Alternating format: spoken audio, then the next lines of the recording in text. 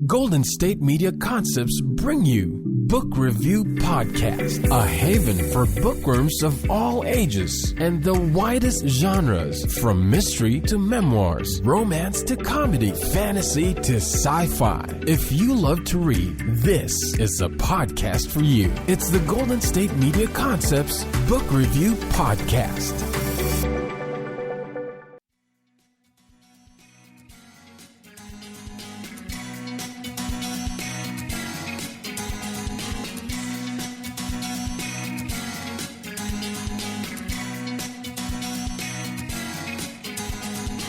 Hello and welcome to the Golden State Media Concepts Book Review Podcast. I am your host, Sarah, and I am excited to bring you another author interview today. This time it is with author Melissa Scholes Young, who has written her first novel called Flood. It's a really interesting novel about going home again. It takes place in the hometown of Samuel Clemens, maybe better known as Mark Twain, and that town is Hannibal, Missouri. So there's a lot of history and a lot of interesting facts and some of the mythology and some of the legends surrounding Samuel Clemens, Mark Twain, Tom Sawyer, Huckleberry Finn, and how that has affected Hannibal as a town. The author grew up in Hannibal, so she definitely knows what it is like to grow up in a town where someone famous also grew up, and how you kind of take those things for granted. So I want to read you the description of the book first. And this is from the Amazon description, and it says, "It's a sparkling debut set in Mark Twain's boyhood town. Flood is a story of what it means to be lost and found. Laura Brooks fled her hometown of Hannibal, Missouri, 10 years ago after a historic flood and personal heartbreak. Now she's returned unannounced, and her family and friends don't know what to make of it.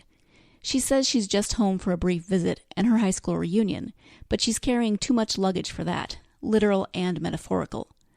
Soon Laura is embroiled in small-town affairs, the contentious divorce of her rowdy best friend Rose, the campaign of her 12-year-old godson Bobby to become the town's official Tom Sawyer, and the renewed interest of the man Laura once thought she'd marry, Sammy McGuire. Leaving town when she was 18 had been Laura's only option. She feared a stifling existence in a town ruled by its past, its mythological devotion to Mark Twain, and the economic and racial divide that run as deep as the Mississippi River. She can't forget that fateful 4th of July when the levees broke, or the decisions that still haunt her. Now, as the Mississippi rises again, a deep wound threatens to reopen, and Laura must decide if running away once more might be the best way to save herself." So again, that is the Amazon description, and it gives you a good idea of what this novel is about.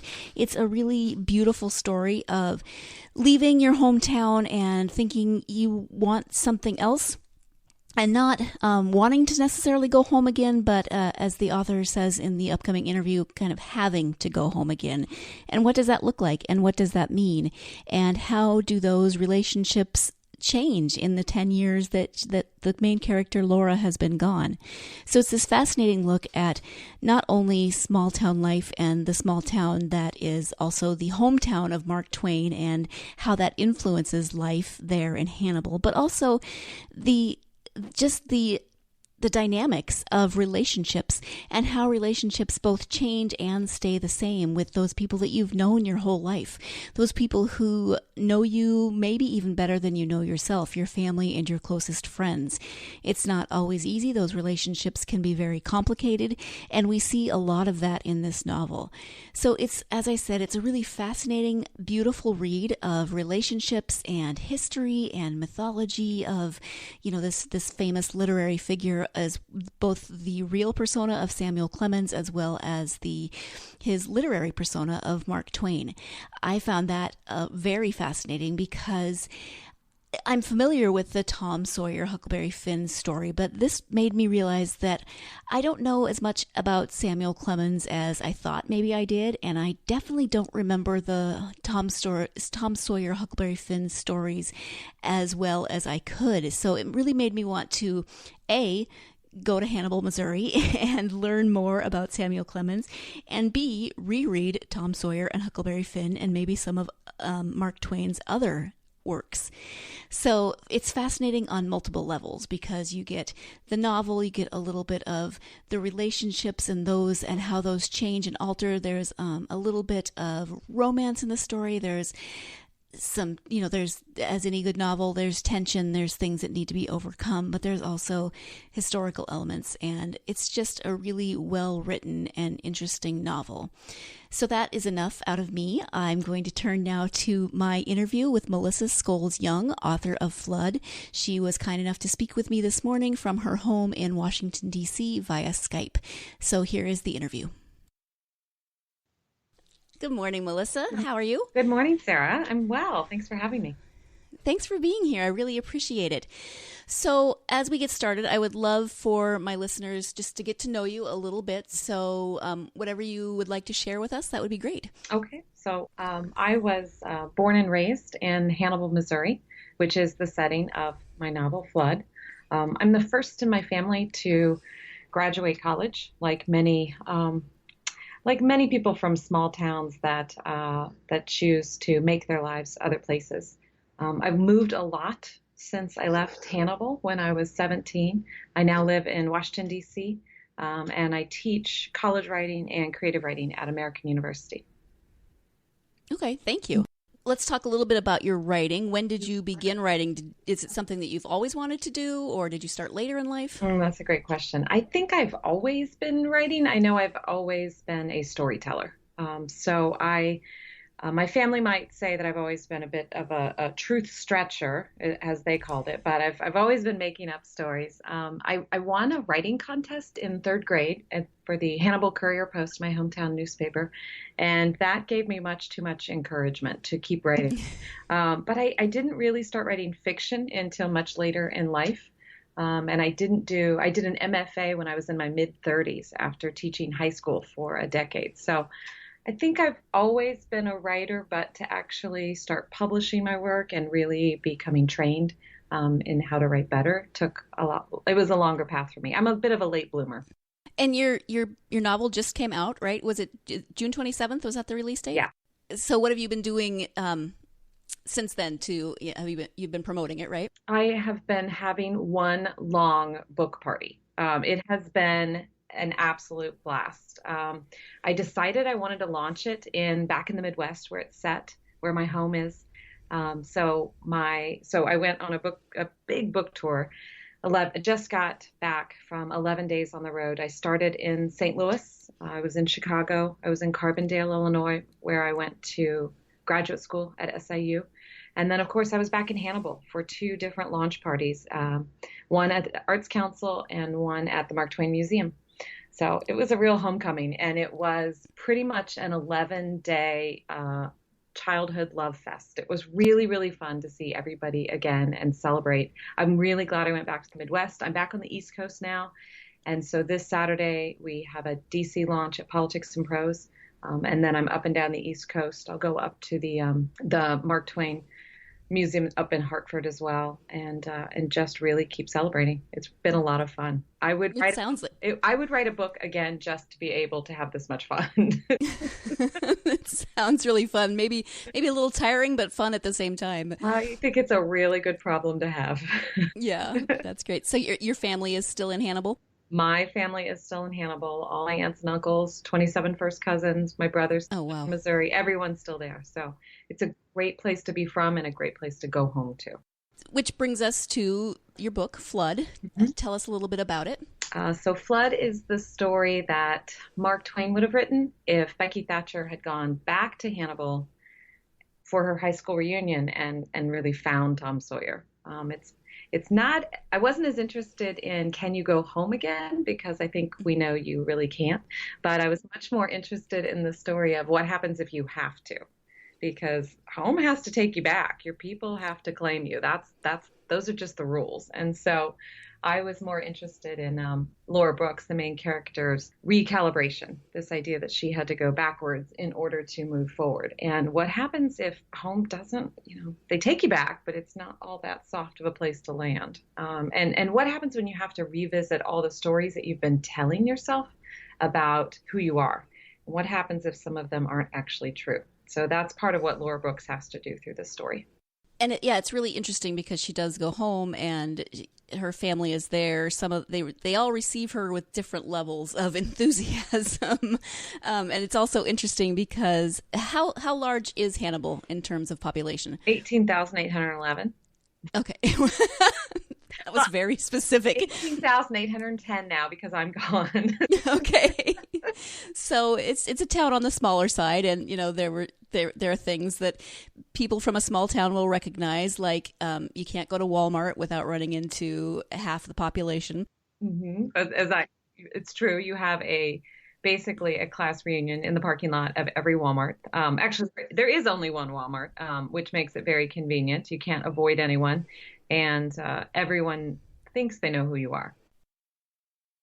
As usual, I have to jump in and interrupt the interview for our first break of the podcast. Stay tuned, and we'll be right back with my interview with author Melissa Scholes Young.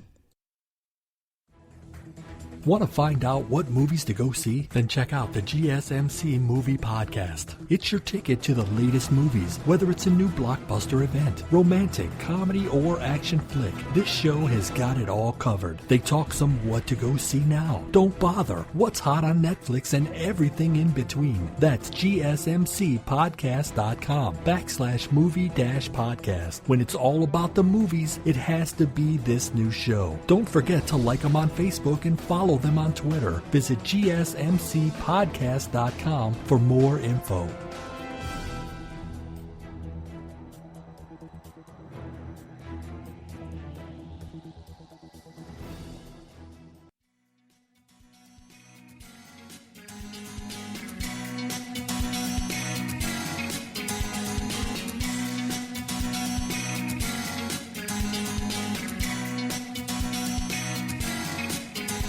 Welcome back to the Golden State Media Concepts Book Review Podcast. We are talking today with author Melissa Scholes Young about her debut novel, Flood.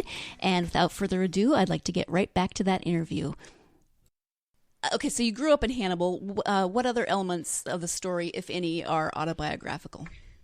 So not very many. I've never moved home again. And so it's true that I grew up in Hannibal. I understand the mythology of Mark Twain. I understand the setting of Hannibal. And I understand what it's like to have a place like that, to have roots that you grow from. But I never went back again. So I was interested in that story. The other part of it that I'm very familiar with is the flood of 1993, because I was there. I was a high school senior the year that flood devastated everything up and down the Mississippi. It was considered a 500-year flood, and it was absolutely devastating. And so this idea of water and what it means to grow up right next to a body of water that's just always trying to take over your banks, that was something I was very interested in, and that I'm very familiar with. We flood every year, but normally not quite the way we did in 93. Almost as though the river and the flooding is a separate character in the book because it has such a huge role in the story. I want it to be. I'm glad you noticed that. I think that anybody who grows up on water understands that it is both your lifeblood and always threatening you. And that we sometimes think, especially with the levee systems, that we can redirect it, we can control Mother Nature, but she shows us every time we can't. So the book is set in 2003. I'm assuming that's because you wanted to kind of focus on that flood of 93 and Laura's senior year, kind of like yours. Mm-hmm. And then she comes home for her 10th year reunion. Mm-hmm. Right. And I thought 10 years was enough time to have all that angst that we have about going home. And I was fascinated. I was actually writing this story when I was going home for my 20-year reunion. And I could not believe how much fun it was and how much angst I had beforehand. So I was also fascinated. The reunion scene in Flood was one of the first scenes that I wrote because I thought it was so funny how uncomfortable I was to go home to people that welcomed me back happily. And yet I understood that we all get that envelope for our high school reunions, and there's something it does to us that tells us, that makes us reflect, I think, on why we left, where we've been since, why we stayed.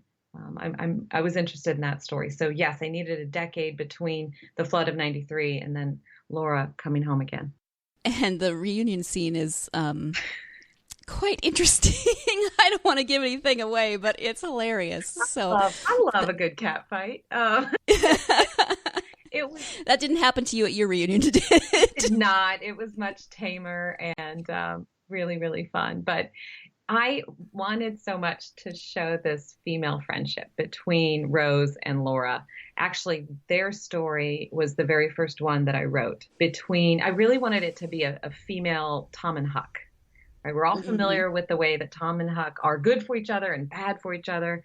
But I'm also interested in the ways that with friendships, especially friendships we've had since we were very, very young, we just can't quit. And it seems like we outgrow them sometimes, but yet when I'm back home with people who have known me that long, they sometimes know me better than I know myself. So that reunion scene is meant to also show the way that Rose and Laura's friendship is just going to last no matter what, that their loyalty to each other runs deeper than anything else. And I love Laura's relationship with Bobby also. I thought that was really sweet. Mm-hmm. I think it's one of the things that could tether Laura back to the town. And one of the things she struggles with is how do you maintain those ties when you choose to leave, when you are so far away? And she really, really wants, she also, I think it's interesting because she thinks that Bobby needs to leave in order to succeed. And of course, I don't. I think that it's complicated with your hometown, but I think that people who choose to stay really choose to dig in. They choose to invest in their hometown and their communities. So I don't think there's a right or a wrong. But I think Laura at the beginning of the story thinks that the decision is really, really clean, and it's not. So it's set in Hannibal, which is the boyhood home of Mark Twain, Samuel Clemens. So he becomes kind of a character as well, or at least the mythology becomes a character. But you do something interesting in the book in that between chapters you have a little bit of that legend, of that mythology, of that history. Talk a little bit about that process and why you decided to include those specific parts in the book. So the research part of it is always the best way to avoid writing. And I enjoyed it so much. And I was surprised by, once I left Hannibal, how much more I learned about Hannibal. And we grow up walking the streets where Samuel Clemens grew up. And yet I was interested in rereading the books, rereading the history, but I had to figure out a way for the reader to get into that story as well. So Laura's high school teacher, Miss B, is really the one who writes this kind of book within a book. And it's meant as a handbook for the Tom and Becky contest, which is very, very real. I was just home for 4th of July. We just crowned our new Tom and Becky. We're very excited. And I wanted to be able to share that information with the reader. And so Laura's trying to educate Bobby as a contestant, and Miss B is also trying to educate Laura about her town. And I think it takes a bit of an outsider like Miss B to tell the insiders that grew up in Hannibal their own history. So each of those passages is meant to give the reader a little history, but also set the scene for where the story is going to take place. So I'm hoping they also contribute to setting. Yeah, I think we take our hometowns for granted just because we grow up there and we don't really pay them that much attention. You know, I grew up 2 hours from Glacier Park and people are always fascinated by that. And I'm like, yeah, it's okay. My parents used to drag us there every year. Right. We don't. And I drag my kids whenever we go back to Hannibal down to all that. Now that they're older, though, they actually are very interested. This last trip, they wanted to go to the caves and they wanted to see the museum again. And they wanted to, the river wasn't up enough, so there wasn't a lot of flooding this year. So it was delightful to walk down to the river, be able to roll down the banks just like Samuel Clemens did. And it's a history I think we almost have to see from an outside perspective in order to appreciate. When I travel and tell people I'm from Hannibal, everyone knows Hannibal. Everyone knows Mark Twain. All around the world, people know it. So it's a great place to be from. In between the chapters really and the book itself, but the parts in between the chapters from Miss B's book really did make me want to go to Hannibal. I've never been there. It sounds really interesting and fun and a little quaint and kitschy, which is just perfect. It is delightful. Really, really good people, and you should visit. It would be a lot of fun to especially come back 4th of July, but you can't go wrong. And you can spend days going through the history, and the history is changing a lot of the town. 2 years ago, Jim's Journey, which is called the Huck Finn Freedom Center, opened. And really, Hannibal, I think, is beginning to be brave enough to wrestle with a more complete history. And I'm hoping more towns do that too. I think that there's more stories to tell. That's great because, as I said, the book is set in 2003, so that hasn't really happened in the book yet. Yeah, they're still struggling and still, I would say, erasing a lot of the history of Jim in the town. And I grew up not wanting to be Becky, really feeling much more like a Huck. And we in Hannibal tell the Tom and Becky story because it's a family story, right? It's much more digestible. But I've always loved Huckleberry Finn more. And I always loved his friendship with Jim. And I loved that Huck, in some ways, was more complicated because he was moral and didn't agree with what society told him. And Jim just didn't have the same choices. And so I was always fascinated with the social criticism that Samuel Clemens wrote as well. I'm going to jump in here one more time. We're going to take our second and final break of the podcast. And when we come back, we'll be speaking more with author Melissa Scholes Young about this social commentary of Samuel Clemens and how things have changed in Hannibal and elsewhere. So stay tuned and we will be right back. Tired of searching the vast jungle of podcasts? Now listen close and hear this out. There's a podcast network that covers just about everything that you've been searching. Hey! The Golden State Media Concepts Podcast Network is here. Nothing less than a podcast bliss with endless hours of podcast coverage. From news, sports, music, fashion, cooking, entertainment, fantasy, football, and so much more. So stop lurking around and go straight out to the Golden State Media Concepts Podcast Network. Guaranteed to fill that podcast itch. Whatever it may be. Visit us at www.gsmcpodcast.com. Follow us on Facebook and Twitter and download us on iTunes, SoundCloud, and Google Play.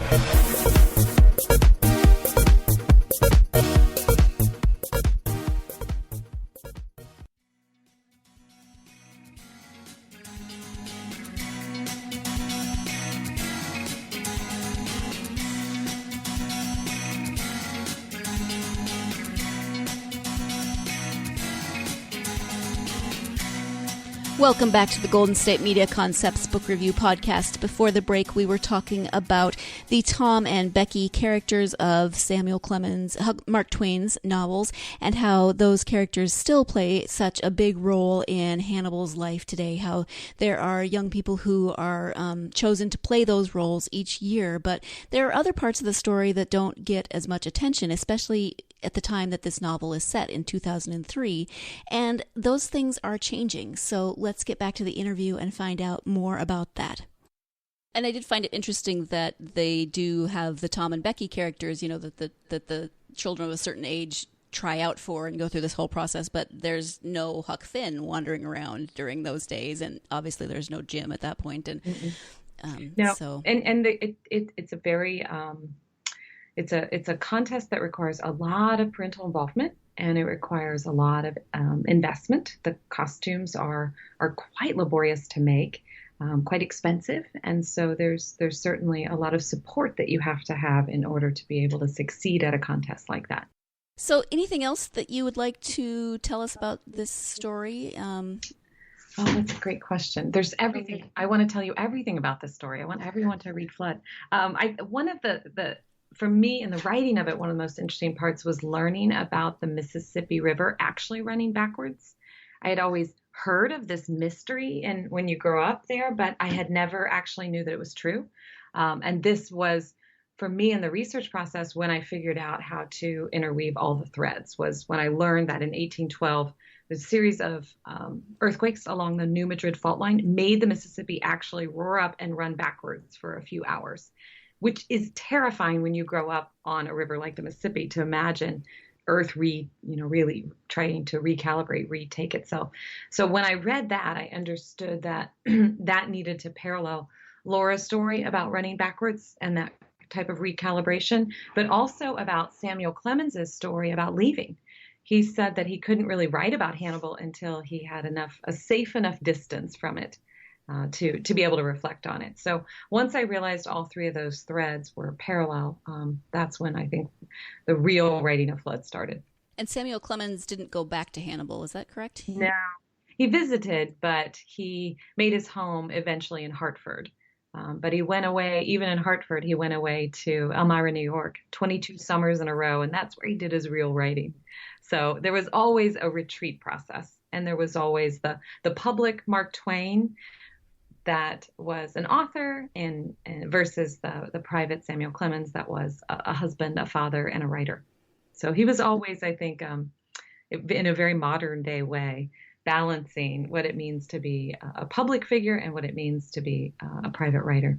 And I know this one just came out, so this might be a precipitous question, but what's next? Are you working on anything right now? I am. That's a great question. The best advice I got when Flood was accepted for publication was my writer friend said, just start writing something else. There's time and you'll want to have something under your belt started so you remember you are a writer and not just a writer in the world. And so I don't know if I have another Hannibal book in me. We'll find out. But right now I'm working on another book that's set in rural Ohio, this one. It's called Bug Girl.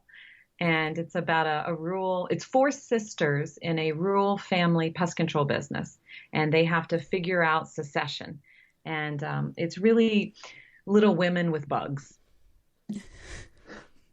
I want to read it now just because of that sentence. With a little bit of prepper. Do you know the prepper communities? Yep. Yeah. Mm-hmm. With a little bit of prepper involved too, because that's interesting. Really fascinating research to figure out. Mm-hmm.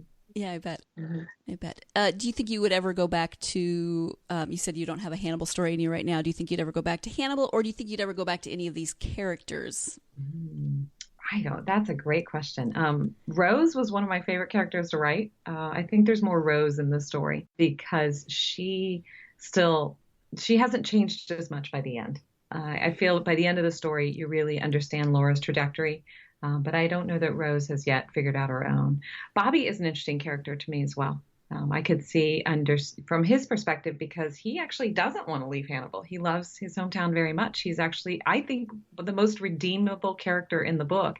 And yet he's a 12-year-old boy. He's Tom Sawyer. So I would be more interested in his story as well. But I think that right now I'm not writing it. Not yet. Let's talk about your writing process. Do you have a favorite place to write? Do you keep a schedule?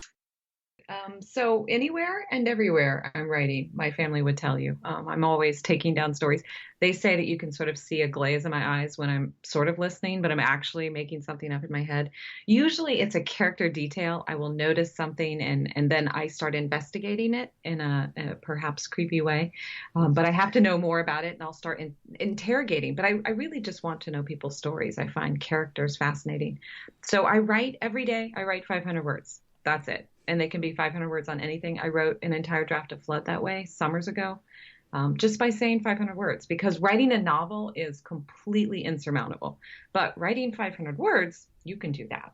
And sometimes I have my 500 words done by noon, and sometimes I don't have them done until midnight.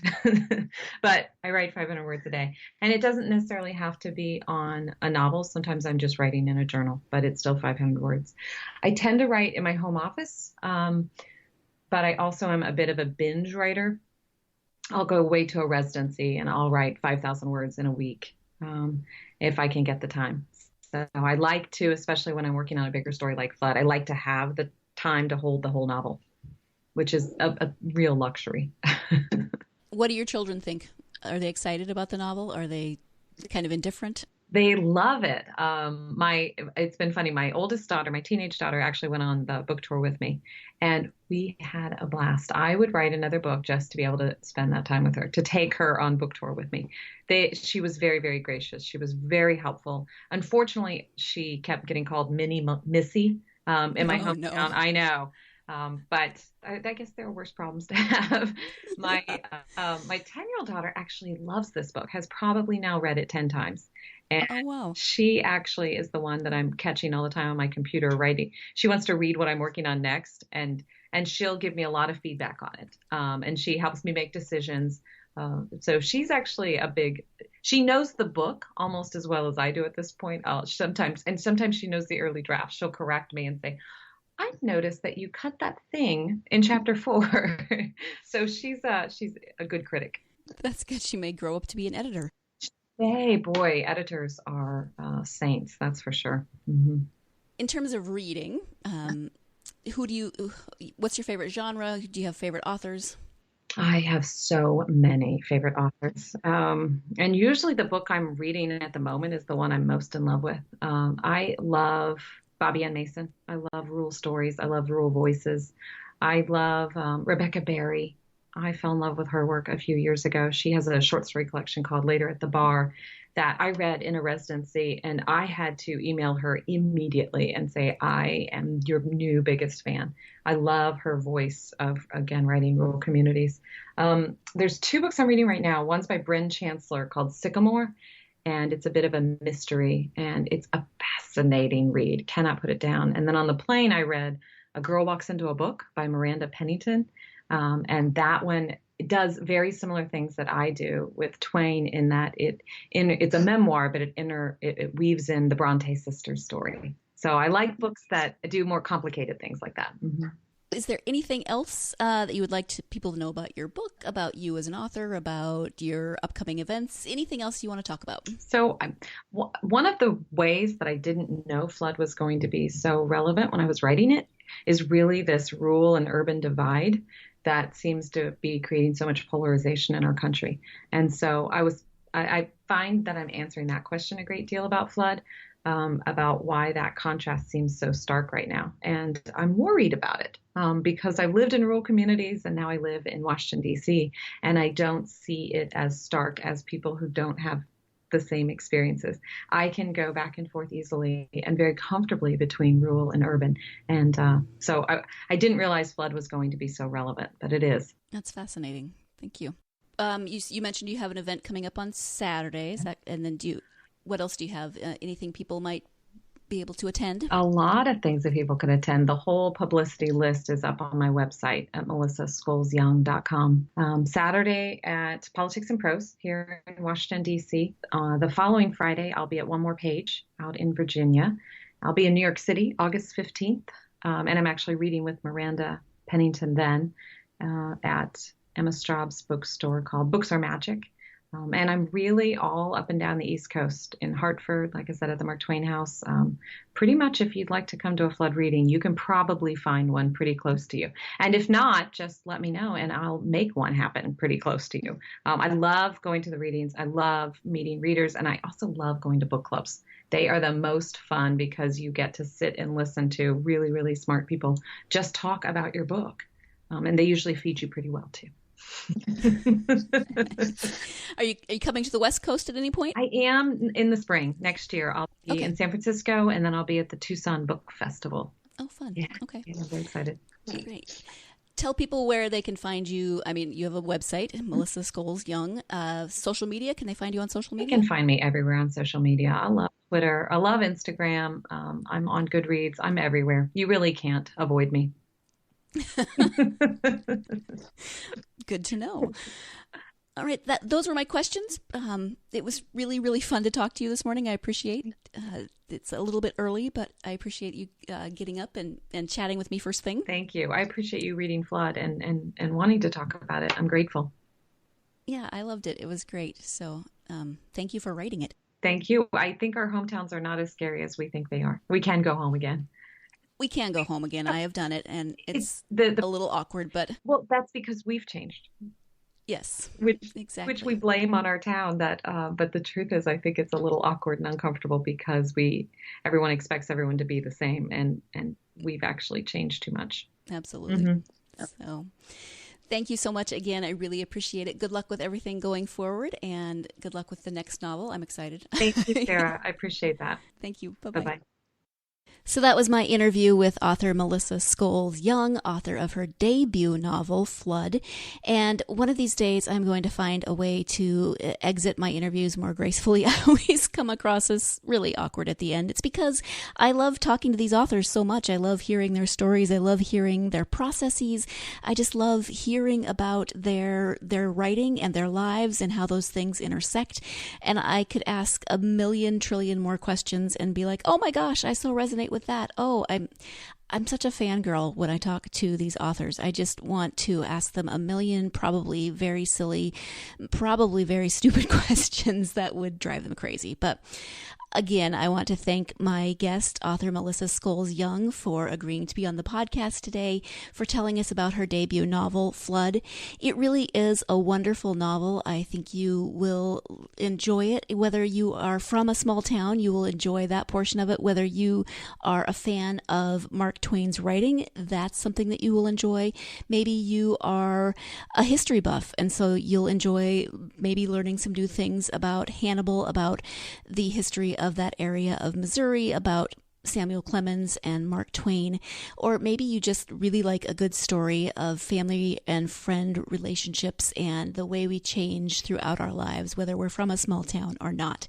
I definitely recommend this book. I hope you'll read it, and I know you'll enjoy it. So thank you again for joining me. I hope you'll join me again next week. I have another author interview with author Mitchell F. Jones. He is the author of 2 novels so far, 2 mysteries, Murder in Old Maine and Dead Men Can't Murder. So we've got some mysteries next week to talk about.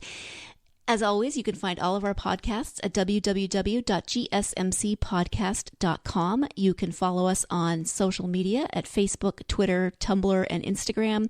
And you can download these podcasts on iTunes, SoundCloud, Stitcher, Google Play, and any of the apps that you use for your mobile devices. Thank you so much, as always, for joining me. Please join me again next week for another author interview. And in the meantime, go out there and get yourself lost in a good book. Thank you. You've been listening to the Golden State Media Concepts Book Review Podcast, part of the Golden State Media Concepts Podcast Network. You can find this show and others like it at www.gsmcpodcast.com. Download our podcast on iTunes, Stitcher, SoundCloud, and Google Play. Just type in GSMC to find all the shows from the Golden State Media Concepts Podcast Network, from movies to music, from sports to entertainment, and even weird news. You can also follow us on Twitter and on Facebook. Thank you, and we hope you have enjoyed today's program.